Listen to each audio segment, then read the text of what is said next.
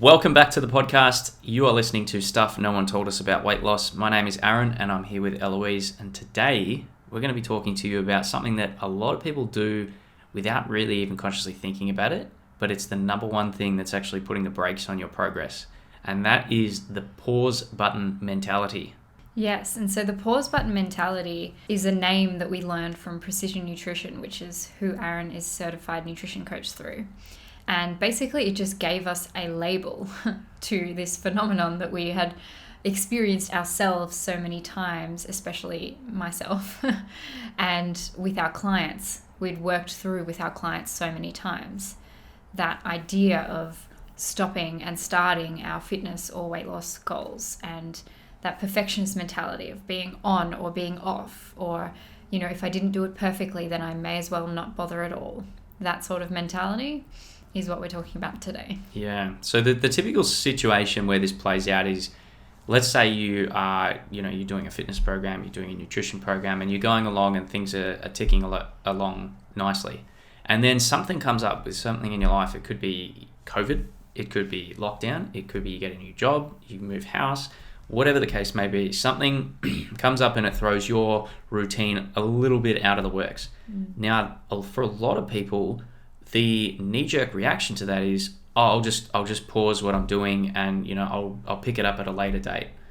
And it seems reasonable in the moment. You go, oh, it's justifiable because of this thing and because of that thing, but it's really not doing you any good because it's not teaching you a valuable skill. It's just making it way harder for you in the long run. Yeah, and it's essentially like a thought error that we're having where we think it makes sense. But actually, in the grand scheme of things, if long-term weight loss is your goal, it makes zero sense at all to stop. Putting things on pause and that pause button mentality comes from the idea that there's a right way to lose weight and a wrong way to lose weight. And it's like there's a perfect time where if things go according to plan, then I can lose weight and it will go well. Or if things aren't going according to plan, I shouldn't even try. I should just wait until things are perfect. But the problem is that that right time never exists. Yeah. The idea of life happening is essentially every single day for a lot of us, because it doesn't have to be a massive event. It could just be the boss yelled at you, or it could just be the kids are extra crazy today, or it could just be I feel like shit today. Yeah. It could be a million things that are going to essentially throw a roadblock in your path. And it's like we need to learn how to be able to deal with all these things that will come up and still move forward towards our goals without having to hit pause all the time. If you can't actually figure out how to adjust when life gets really crazy, the proverbial shit hits the fan and everything's just happening all at once. If you can't figure out how to make things work in those times, then getting success and keeping it long term is going to be almost non-existent, because you're missing out on those almost prerequisites for long-term success. The people who have got the results and they've kept the results for a long period of time, they've gone through these trials and tribulations periods of life getting really tough. They've built that skill up. They've been able to work it out and to adjust to get through those sorts of things. Yeah, that's exactly right. And the way that we look at this is like that being on-off perfectionist mentality is like a switch. So people are flicking it on when things are going well, and they're flicking it off when they want to take a break and resume at a later date, or when they're waiting until the new year, or waiting until Monday, or whatever it is. That's a on-off switch. But the way that we like to get our clients to look at it is like a dial. So when it's up at 10, life is great, things are going well, you're able to do a lot of things. But then when life gets stressful, when all of that shit does happen, and when you feel like crap, instead of flicking it off, you just turn the dial down and you determine what that looks like for you. So for some people, turning the dial down, maybe they're still doing a lot of things. But for other people, when you turn the dial down, maybe it's literally you're only keeping 1 or 2 habits. You still have that mindset of, I'm still doing things for myself. I'm still showing up for myself. I'm still working towards my goals. I haven't just put it on pause and decided, well, if I can't do it perfectly, I may as well not bother and you're just giving up on yourself in that scenario. Yeah. The dial helps you not give up and just adjust the plan, which is so important. That's right. It's also very big on keeping the momentum going. When we're able to, as I always said, turn the dial down, still keep things ticking over, we're able to keep the bit of momentum that we've already built up rather than just stopping altogether. Yeah. And that's the key. So remember that what you train your brain to do repeatedly, it gets better at doing. So if we're training our brain to seek ways that we can stick to the plan, and even when things are going, terrible for us in that moment, it's going to get better at solving those problems. When life throws a proverbial spanner in the works, your brain's going to go, well, hang on, this has happened before, this is how I worked it out last time, this is what I can do this time. Yeah. That's what we want. That's the ideal situation. But if you train it the other way, and you keep hitting the pause button, you keep going like, well, we're in lockdown, so therefore that means just like I can't do any exercise, I can't eat right, I just have to just throw in the towel, then you're just going to train your brain to get better at doing that. Yeah, exactly. And it's like over the holidays, a lot of people train themselves that when November rolls around, pretty much pause button on the goals until January. Yeah. And that puts you in that cycle of doing that essentially throughout the entire year. Right? Because how many of those people who stop for the holidays resume in January and then keep going the entire year? Yeah. Rarely does that happen because they're in the skill of when things get hard, I just quit on myself.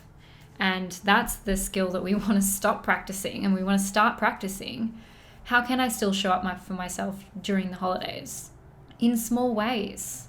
How can I still work towards my goals without fully hitting pause? With that point of how can you show up in small ways, like it really doesn't have to be too complicated. So let's just say, for example, like you might be someone who is training 4 or 5 times a week. When a stressful time comes around, like 4 or 5 times a week might be really impossible for you to do.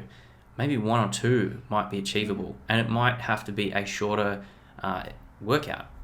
You have to be able to pivot and move back and forth and adjust where needed. Like that's still going to be better for you than completely switching off and going like, well, I'm just going to sit on the couch and do nothing. And that's one of the things that I've really used this time around when I've been building up from doing no exercise a few years ago to now being able to do exercise every single day is I used to have that perfectionist mentality, which is why I quit exercising to begin with, because I felt like I needed to quit completely. That was me doing the pause, me hitting the pause button. That was the worst thing I could have done at that time. And this time when I then started again, I decided I'm going to do it right, and I'm going to use the dial situation and really visualize myself using a dial when things aren't going according to plan. Yeah. And for me, that looks like, for example, if I'm on a great day doing an hour's worth of workouts and, riding the Peloton and stuff like that, on the days where I feel like crap or I'm working late or things aren't going according to plan, I will literally let myself do a 10-minute ride, and I've made that okay. And so what that does is it keeps me consistently being active. Yeah. But it keeps me from deciding to quit. Because in the past, as I said, I had that real pause button mentality and that perfectionist idea of, well, okay, if I'm following this program, I have to follow it exactly as it's laid out. Otherwise, it's not going to work properly. And so if I was missing a workout, I would completely freak out. And then it would just be like, all right, well, now I'm behind, I don't know what to do. And then I would just freak out and quit. And so I'd constantly be starting new programs all the time, never seeing the results I wanted because I wouldn't be consistent with something. Yeah, that's right. And it's an interesting thing happens after a while of doing that is the actual feeling of starting something new becomes really alluring, and it's a draw-in factor of, oh, I'm starting a new program. And this is the thing, through lockdown, a lot of people were sort of saying that their motivation had dwindled and they, I need something to just start and need something to focus on. Like, that's that at play. If you're struggling with, if your motivation is waning up and down and you need a new program to start, that's highly likely that you've been practicing that pause button mentality. You've been hitting pause too many times. Your brain is looking for that new quick fix, that new feeling of like, I've started something. Yeah. But then how long is it going to be until you hit the pause button again and then look for the next thing and then look for the next thing? Yeah. you know. Something on that point as well is when we're talking about motivation and when we're hitting pause because we have no motivation, that idea is like our belief that we're entitled to feeling motivated all the time. And we're entitled to feeling good all the time, which just isn't true because that's not real life. Yeah. Real life is up and down roller coaster style emotions. And so if you think that when you start a new program, you're going to feel motivated all the time and things are going to go well for you all the time, you're essentially setting yourself up for failure from the beginning, because that's not how it's going to work for any person on the earth. Yeah. No human being is like always motivated. But the difference is some people, when they don't feel motivated, will turn the dial down. Yeah. Whereas other people, when they don't feel motivated, will flick the switch off and quit on themselves. That's the only difference. That's right. And that's why like a lot of, we're coming up to the end of the year now. That's why a lot of New Year's resolution programs are so successful, is because they prey on people who have been playing the pause button mentality all too long. And they know like these people are hanging to join something new. They want that rush of dopamine. They want the rush of feel good, of like, oh, I'm motivated again. I can really do it this time. And there's so many people do that. They pause over Christmas time, and then they're looking for something come New Year's to start and to sort of, get back into the swing of things and then hopefully progress towards the goals. Whereas if you, as Eloise said, turn the dial down over the Christmas period, not completely off, you will find that you will be miles ahead of where you would be if you did hit that pause button. Miles ahead.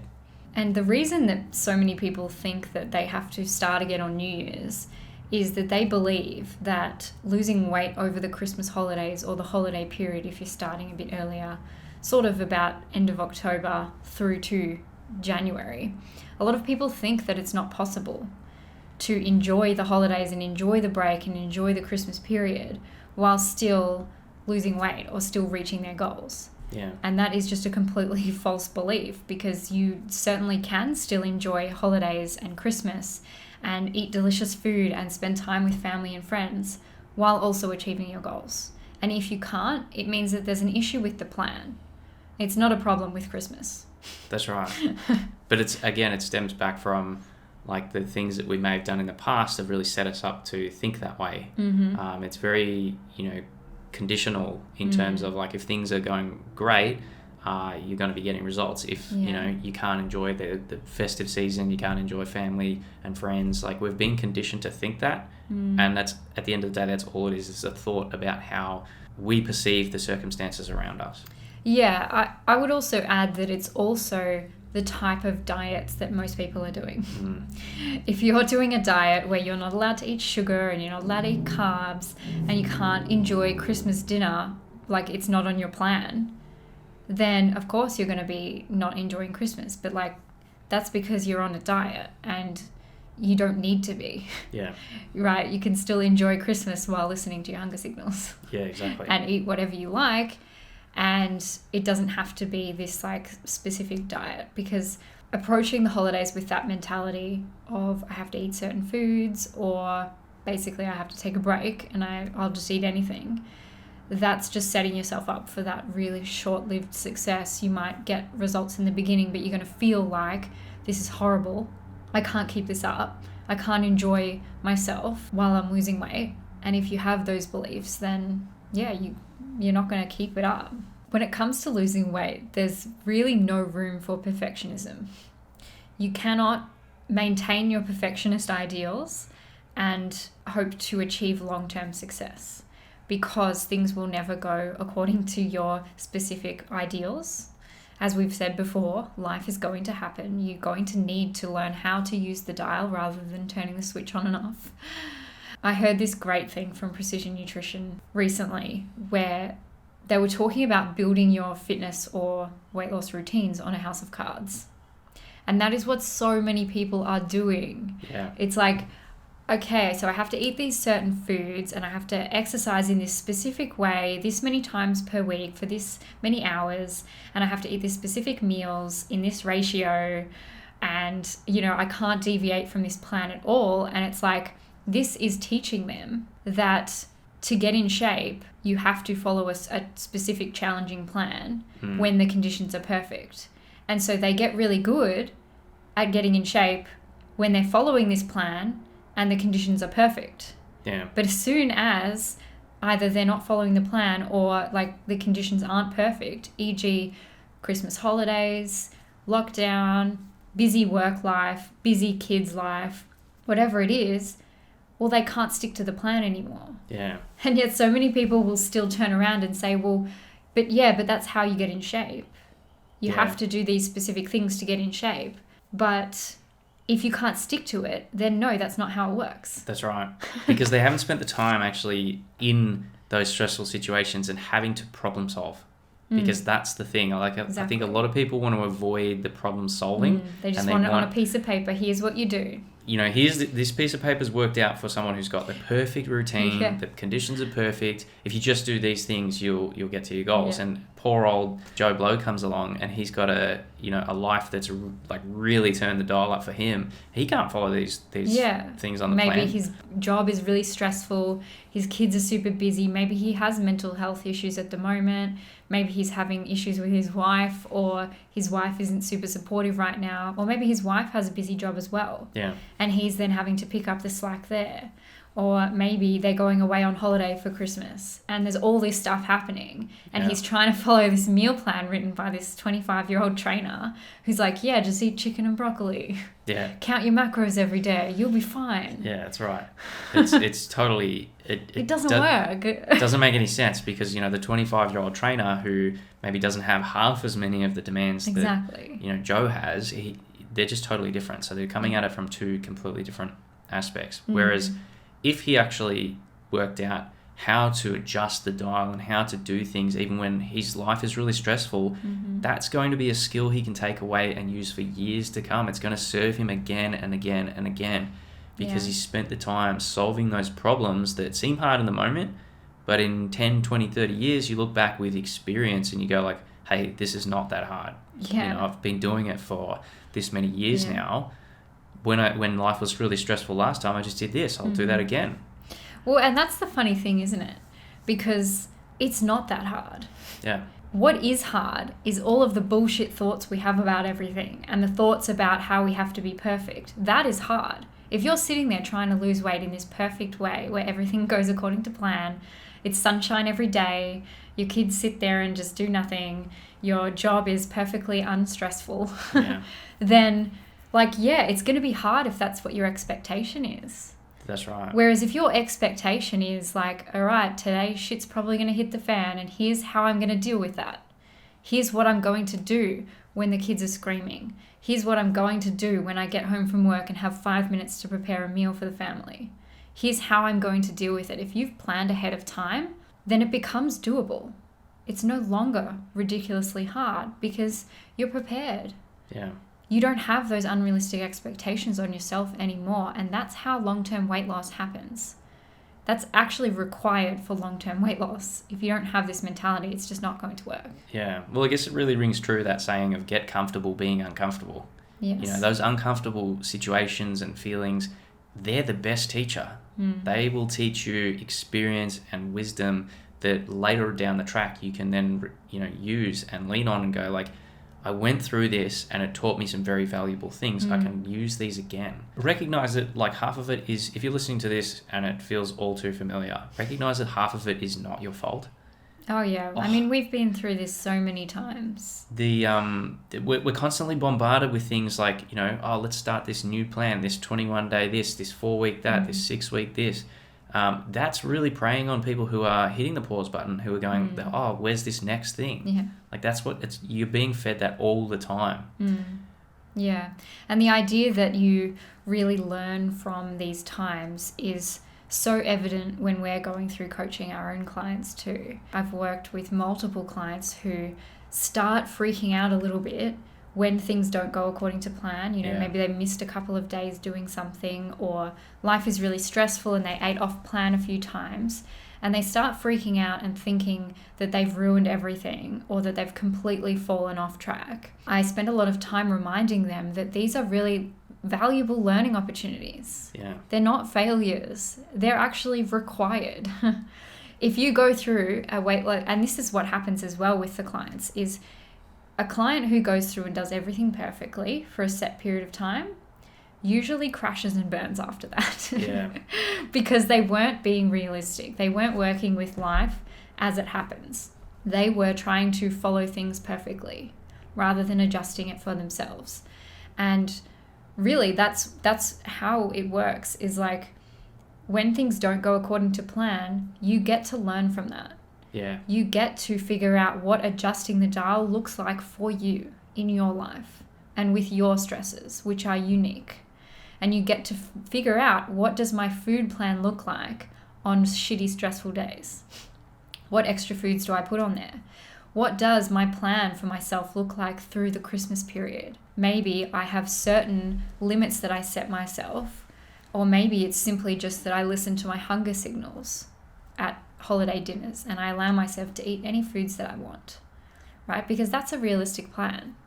Whereas going into it saying, well, I'm not going to eat any of this food, I'm only going to, eat this vegetables, that's not realistic. It's not setting yourself up for success, and it's not looking after yourself at all. Because it's setting yourself up for really hating Christmas. Yeah, exactly. Something that's really interesting that I always remember a teacher in school used to say to us was, here's a reframe for you if you're thinking that everything's getting a little bit hard. The harder something is to learn, like the longer it takes you to learn it, the harder it is to forget. So if something is going to take you a long amount of time to learn and it's going to be really tough, there's going to be challenges along the way, you will remember that for way, way, way, way longer than if something came easy to you. Yeah. So every time, like if you're doing, one of these quick challenges and things are delivered to you really fast and it's promising really quick results, notice that most of the time, like that's the reason why a lot of these results never stick around, because you've never had to put these practices to the test under conditions that require you to problem solve. So the longer it takes, if something's really difficult, like think about a time when something was really difficult for you to learn, like something really basic, like tying your shoe, brushing your teeth. When you were a little kid and you didn't know how to brush your teeth and your parents were, there telling you, like, this is how you brush your teeth, and, making sure you were doing it. They were holding you accountable. They were like, you have to brush your teeth. Now you don't have to think about it. You don't have to think about brushing your teeth. It just happens automatically. Even when life is super stressful, you don't stop brushing your teeth. Exactly. You know how to tie your shoelace. Like they sound really simple because you look at it now and you're like, well, it is. But at the time when you had to learn it, it was hard. Yeah. Even something like reading, learning to read. Yeah. Kids spend a lot of time learning to read, and then eventually it just becomes second nature. Yeah. But to that kid who first picks up the book and it looks like some crazy language, that's right. that it feels crazy to them in that moment. They feel like they'll never get it. But then eventually they get it, and most people listening to this probably got it eventually. Well, it's the same and then didn't forget it. You Yeah. don't forget how to read. It's the same as like learning a language. They always say the fastest way to learn a language is to go to the country and be exposed to people speaking that. Like that's like having all of life turn up the dial for you, all of the stresses all at once, and you kind of have to just problem solve and figure out as you go. Yeah. Whereas if you're trying to do a course that's like, you can learn Russian in 2 weeks, then you're probably not going to remember that stuff long term. Instead of if you went over to the country and you spent time there, you're probably going to hang on to a lot more. And you say a lot of wrong things to people, and people correct you, and you make mistakes. You chat to people and you have no idea what they're saying, and then you figure it out over time by making a lot of mistakes. Yeah. Right? And then when it comes to weight loss, no one can seem to apply the same principles. Yeah. But I really love that example of like, the longer it takes you to learn, the longer it takes you to forget. That's right. It's such a great one, especially for weight loss, because, it takes time. Like, I'm not going to lie to you and say that you're going to do this quickly. You're not. Yeah. I personally have not done this quickly. It has taken time, but I am so grateful that I've allowed myself that time and allowed myself to use the dial instead of turning the switch on and off. Because it's really the greatest gift you could ever give yourself. Well, that's exactly right. And so to recap kind of what we were talking about today, just if you took anything away, it's to work out and use the dial method of, how can you turn the dial down when things get tough instead of flick the switch completely off. So guys, we hope that you got some value out of today's podcast and use that method of the dial method to adjust when things go a little bit pear-shaped in your life. We hope you enjoyed this episode, and we'll catch you in the next one.